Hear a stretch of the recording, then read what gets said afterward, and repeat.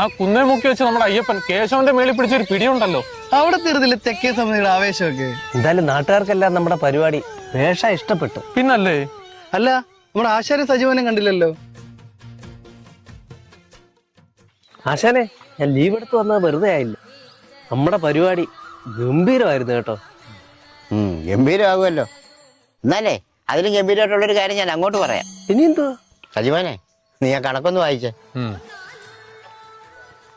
ആനയുടെ ഏക്കത്തുക 1.5 ലക്ഷം. എന്തായാലും ആന നല്ലൊരു മുതലായിരുന്നു. 1 ലക്ഷം കൂടെ എണ്ണി കൊടുത്തില്ലയോ?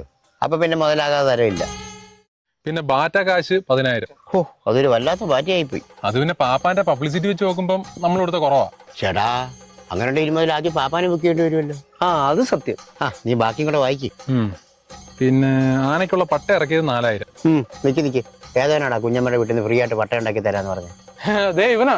അത് പിന്നെ അവരാ പന കുറിച്ച് ഞാൻ അറിഞ്ഞു. ആണാ? അതുകൊണ്ട് 4,000 പോയി കിട്ടി. പിന്നെ ചമയം 12,000, ആനപ്പുറം 4,000. ആനപ്പുറം 3,000 ആകുന്നില്ലയോടാ നീ ആദ്യം പറഞ്ഞു. അതാണ് ഇടയ്ക്ക് കോലെടുത്ത് പൊക്കി കറക്കിയത് കണ്ടില്ലായിരുന്നു. അതെന്താടാ, അവന് കൈ കഴിച്ചിട്ട് വല്ലോ ആണോ? ഒന്ന് പോയണ, ഞാൻ അത് പ്രത്യേകം പറഞ്ഞു ഏൽപ്പിച്ചേ. അതിന് 1000 രൂപ കൊടുത്ത്. അത് കൊള്ളായിരുന്നു. അവന് ഫോട്ടോ ഫ്ലെക്സിലൂടെ വെക്കേണ്ടതായിരുന്നു. നീ അടുത്ത വായിക്കും. കോസ്റ്റ്യൂം 5,500. ഇത്തവണത്തെ കോസ്റ്റ്യൂമേ പൂവ് കുറഞ്ഞു പോകുന്ന എന്റെ ഒരു നിഗമനം. അടുത്ത കൊല്ലം നമുക്ക് പൂ കൂട്ടി പിടിക്കാം അല്ലേ? എന്തിനാ പൂ മാത്രമാക്കുന്നേ? കായം കൂടി ഇരിക്കട്ടെ. പൂമാല 2,000, ചെണ്ടമേളം 60,000. പിന്നെ ചെണ്ടക്കാർക്കും ആനക്കാർക്കും കൂടെ കുപ്പി എടുത്തു കൊടുത്തത് 6,000. 6,000 രൂപയുടെ കുപ്പിയോ? പിന്നെ 40 മേളക്കാർക്ക് കൂച്ചാനേ 1 ലിറ്റർ സാമാനം ഏത്ത് ഓത്താ മതിയോ? എന്നാലും ഇല്ല, എത്രയൊക്കെ ആവും. അങ്ങനെ ആകെ മൊത്തം ചെലവ് 2,58,000. ആകെ വരവ് 1,85,000. അപ്പൊ കേട്ടല്ലോ, 73,000 രൂപ കടം. അതെങ്ങനെ കൊടുത്താശാനെ? പെണ്ണുമ്പിളയുടെ വളയൊരെണ്ണം കൊണ്ടുപോയി പണയം വെച്ച്. അത് എത്രയും പെട്ടെന്ന് തിരിച്ചെടുക്കാനുള്ള വഴി നമ്മൾ നോക്കണം. ആശാൻ എന്നെ നോക്ക്. പറ്റാത്തൊരു ബാധ്യത തന്നാ ഞാൻ എന്ത് ചെയ്യും? ഞാൻ എന്റെ ബുള്ളറ്റ് വിൽക്കും. അതുപോലെ ആശാന്റെ സ്കൂട്ടർ അങ്ങ് വിൽക്ക്. ഇപ്പൊ തേണ്ടി. എന്നാലും നീ എവിടുന്നേലും ഒപ്പിച്ചു തരുമെന്ന് പറയുമല്ല. ഞാൻ എവിടുന്ന് ഒപ്പിക്കാനാ? നീ കഴിഞ്ഞ വർഷത്തെ പൈസയും ഫുള്ള് വന്നിട്ടില്ല. അത് പിന്നെ സാഹചര്യങ്ങളുടെ സമ്മർദ്ദം. എന്ത് സമ്മർദ്ദം? നീ അവനെ നോക്ക്. ജോലി കൂലി ഇല്ലാത്ത അവൻ തരുന്നുണ്ട് 30,000 രൂപ. അവന് കാശ് കൊടുക്കാൻ വേറെ പെമ്പിള്ളാരുണ്ട്. എടാ, അതിനും വേണോടാ ഒരു കഴിവ്. എടാ, നീയെങ്കിലും ഒന്ന് നോക്ക്. ഒന്നും അല്ലെങ്കിൽ നീ ഒരു ഗൾഫുകാരനല്ലേ? കൊള്ളാം. എനിക്കിനി തിരിച്ചു പോകാൻ ടിക്കറ്റ് എടുക്കണമെങ്കിൽ എന്റെ അമ്മായിപ്പം കനിയണം. സബാഷ്.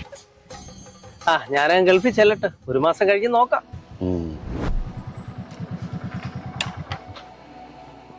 എനിക്ക് മടുത്തരാ. എല്ലാം കഴിയുമ്പോൾ അവസാനം ഞാൻ പെട്ടുപോകുന്ന അവസ്ഥയാണ്. ഇതൊക്കെ കാരണം ഉള്ള മനസ്സമാധാനം കൂടി പോകും. നോക്കട്ടെ, നമുക്ക് എന്തെങ്കിലും വഴി ഉണ്ടാക്കാം. പിന്നെ ഇത്തവണ നമ്മൾ ടോപ്പായത് തെക്കേക്കരക്കാർക്ക് നല്ല അടിയായിട്ടുണ്ട്.